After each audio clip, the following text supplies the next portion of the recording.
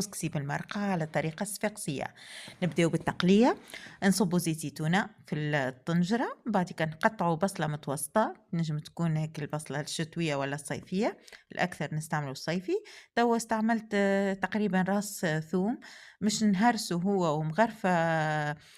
كمون ومغرفة ملح، نهرسهم مليح بالمهراس، ومن بعد في التقلية نزيد مغرفة كبيرة فلفل أحمر ونحرك، ومن بعديك كل مرة نزلّق شوية ماء، علاش؟ باش ما تتحرقليش الفلفل الأحمر وما تتحرقليش التقلية، زدت لهنا قرنين فلفل أخضر، ومن بعديك نحرّك، ومن بعديك زدت كعبة طماطم كعب مقصوصة شويدة، بعديك هاكا اللي هرّسته زدته الثوم الكمون والملح،